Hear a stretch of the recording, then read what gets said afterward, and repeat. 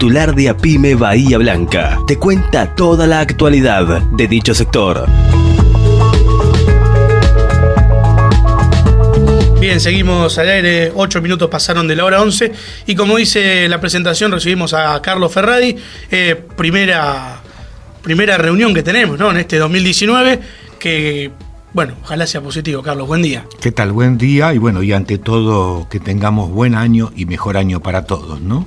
Lo principal. Sí, un año que en la cual va a haber que peticionar mucho y reclamar, porque sin duda que los números vienen cerrando de manera muy negativa en general. Sí. Hoy en un diario capitalino, en un medio capitalino, dice que el próximo gobierno que asuma, sea cual fuere, aún el propio gobierno, que tiene que pagar 60.000 millones de dólares, sí o sí tiene que refinanciar la deuda porque ingresa a default. Esto digo como primera situación de la macroeconomía, sí. Pero está la microeconomía, que es lo que afecta a la mayoría, a los 44 millones de argentinos, o por lo menos 40 millones de argentinos. Sí, la Argentina en la parte industrial es la más baja comparado con 4 países de África. Está en primer lugar Argentina con el 13,3%. Lo sigue Tugol de África, Nigeria, Benín y Angola. El 11, el 9,6 y el 6,8. Nuestro país 13,3. La venta de juguetes para el Día de Reyes cayó 13,5%. Sí. La industria cayó mucho más del 11%, la construcción cayó creo que alrededor de 14-15%. Y que viene con una caída constante, que es lo peor de todo. La caída es constante de estos últimos meses. Y el Ministerio de Producción, vergonzosamente para los argentinos y para los pymes, sí, lanzó una tasa para descubierto para cambio de cheques en bancos, Banco Nación con el 38% y los bancos privados al 45%, como si fuera una gran tasa, ¿no? Sí. Que es usuraria. Pero bueno, lo interesante es que para esto había 30 millones de pesos y se utilizaron de estos 30 nada más que 15 millones y en 48 horas, o sea, en 2 días, se acabaron este tipo de asistencia. Aún así, hay un empresario pyme que asistió a la Casa Central del Banco Nación y no pudo tener este beneficio porque ya estaba caída la partida que habían otorgado. Esto me llama la atención que sin lugar a dudas lanzaron algo para beneficiar a algunos grupos económicos que ellos necesitaban. ¿Por qué digo esto? Porque la empresa Mirgor, que la fundó el actual presidente Mauricio Macri y que el titular, el principal accionista es Nicolás Caputo, la cual pareciera que está un poco distanciado del presidente, gran amigo.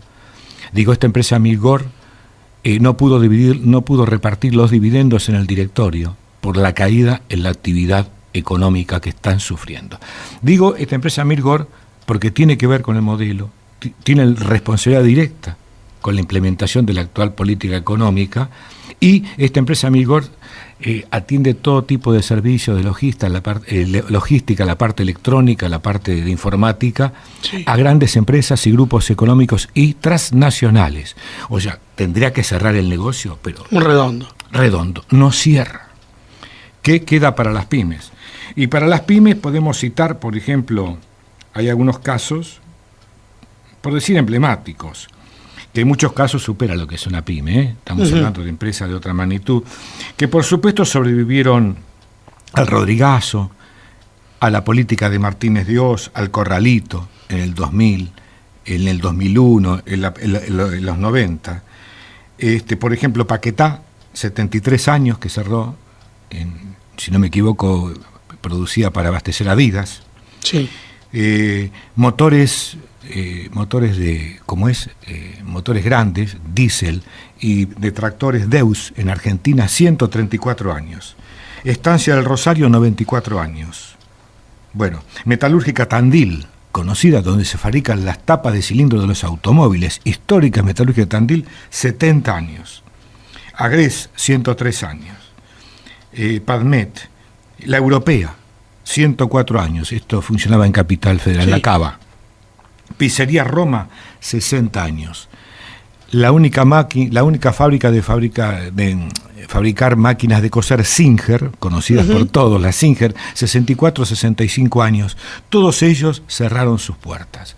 Todo esto, sin duda, tiene que ver con este exitoso modelo que presentó el gobierno de Cambiemos, que es un fraude, sin lugar a dudas que no cierra el número. Y no es ni ineficacia ni inoperancia, es el modelo de exclusión para un país agroexportador y para un país que va a sacar acá los productos primarios. Creo que cuando el presidente menciona de tener el gran supermercado del mundo, se refiere a eso.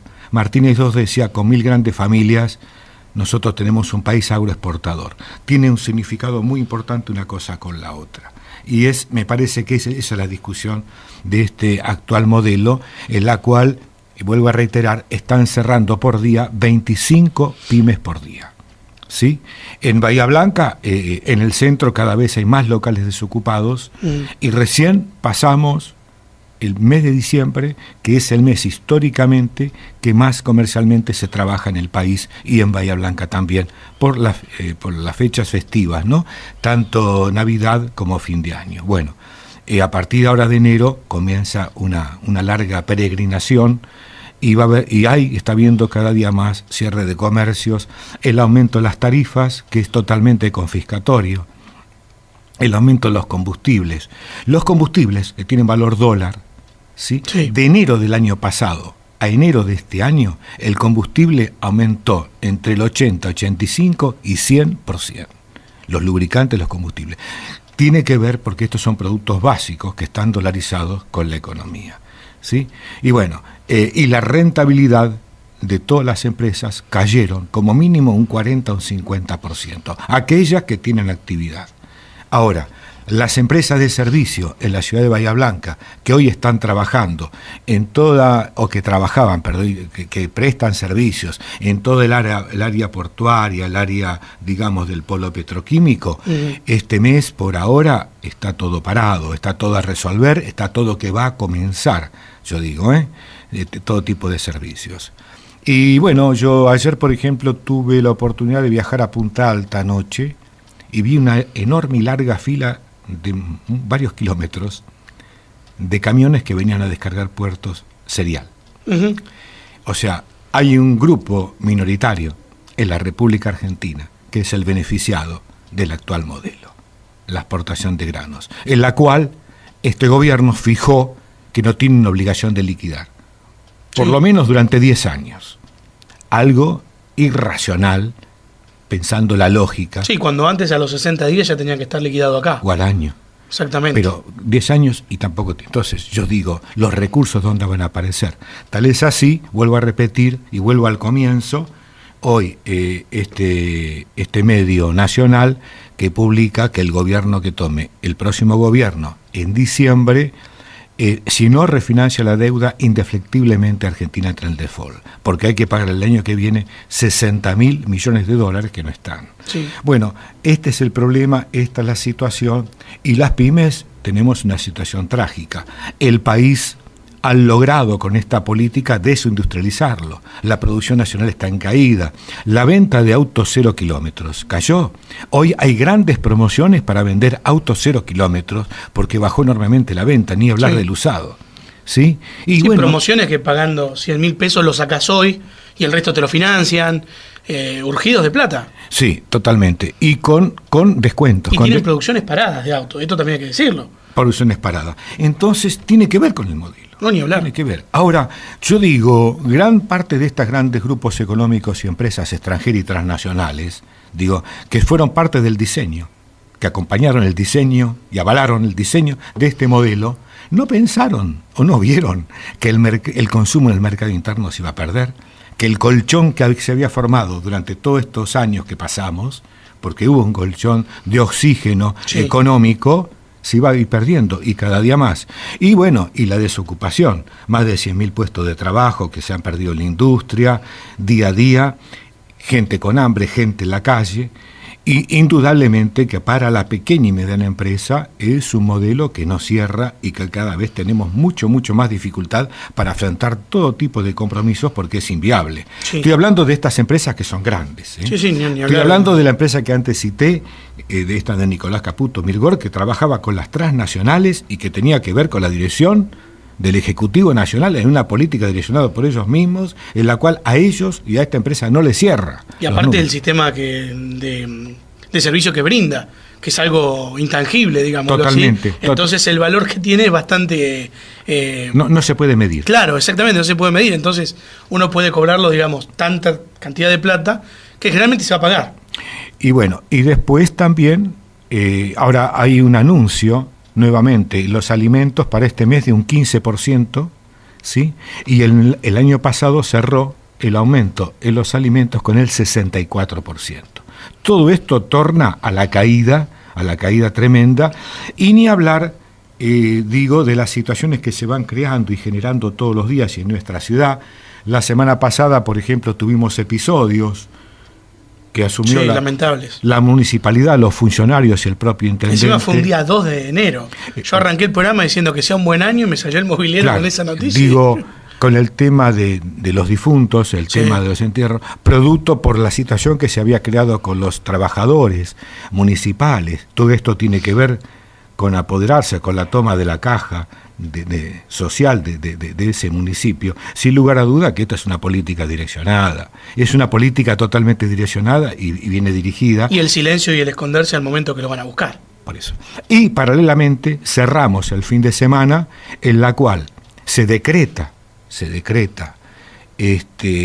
con poco predominio democrático el aumento del transporte de colectivos, porque había que aumentarlo sí o sí, o por el Consejo Deliberante o por decreto.